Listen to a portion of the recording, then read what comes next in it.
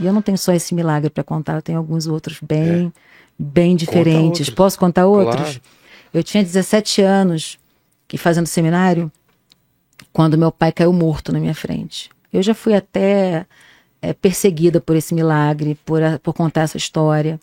Já disseram que eu sou charlatã, que eu sou mentirosa, mas eu sei o que eu passei. Eu tinha feito um estudo sobre como ressuscitar mortos com uma missionária que veio da África, que depois de ser avivada na África, começou a ver milagres acontecerem como a minha avó. E ela ensinava a expulsar o espírito de morte e chamar a pessoa de volta. Então eu vi isso acontecer através do seminário que ela ensinou pra gente, deu pra gente. Eu tinha uma apostila desse seminário com testemunhos dela. E eu fui visitar o seminário de Curitiba com o meu pai, que já era sócio do seminário que eu estudava, para ficar por perto, para estar junto comigo. Eu era muito novinha ainda, com 17 anos. E ele foi comigo para Curitiba, tomou um café e caiu morto na minha frente. Nós fizemos tudo. Os pastores expulsaram o demônio, fizeram massagem cardíaca, ele urinou todo, ficou com aquele corpo que você percebe a cor, né, sem boca, e ficou muito tempo ali parado, no mínimo com uma parada cardíaca muito grande, e de 1 hora, e ninguém volta disso.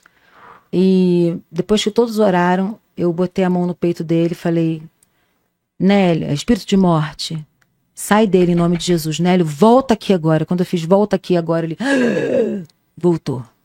E nós levamos ele para o hospital. Só que, assim como eu tinha sido batizada com o Espírito Santo e falei em línguas com 5 anos de idade, ele voltou dessa morte só falando em línguas. E ninguém entendia o que ele falava. Ele só falava em línguas, e a gente entrou no hospital com ele, na cadeira de rodas e tudo. O médico que pegou ele para examinar gritou para a médica, para a enfermeira: enfermeira, corre aqui que esse homem não está vivo. Agora eu não sei se a pressão estava muito alta ou se a pressão não existia. Não sei te explicar isso agora. Mas ele voltou falando em línguas e eu falei: pai, está na hora de você voltar para Jesus. Porque ele estava separado da minha mãe, meu pai ia ser pastor, e uma vida inteira na igreja com a minha avó. E ele falou: tá na hora.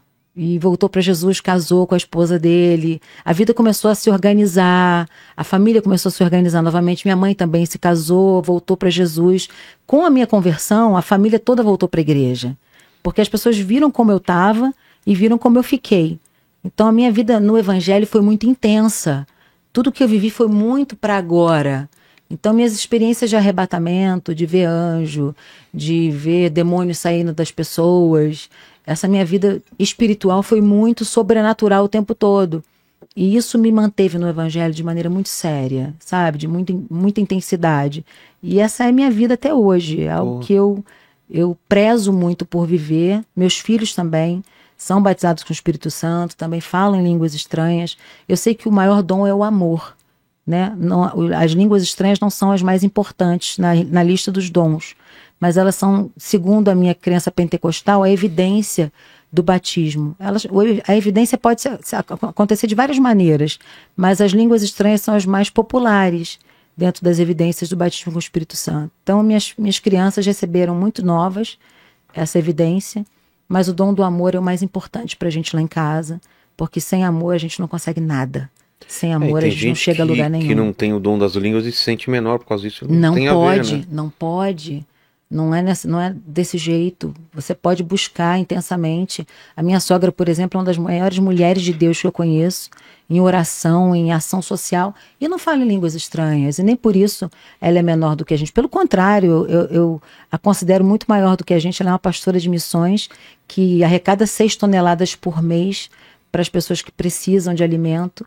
E foi assim no Morro do Juramento durante 35 anos. E hoje está na nossa igreja arrecadando 6 toneladas. Então, a gente não pode ir por aí nunca. A gente tem que ter um equilíbrio interessante na nossa teologia.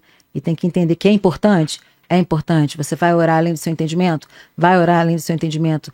É mais fácil de profetizar quando você fala em línguas estranhas? Pode ser que seja mais fácil, mais fluido. Mas você pode profetizar sem falar em línguas também. E não necessariamente com aquele ritual de assim diz o Senhor. Eu posso profetizar porque eu estou enxergando uma coisa agora sobre você, uma palavra de conhecimento a seu respeito, algo que queime no meu coração para te dizer. Eu posso ser um vaso de Deus num sonho espiritual e dizer, Vilela, eu sonhei com você assim, assim, assim, e eu entendi de Deus que Deus vai fazer isso com você, aquilo com você. Então a gente não pode botar Deus numa caixinha nunca e dizer que a nossa teologia é única. Eu acredito assim.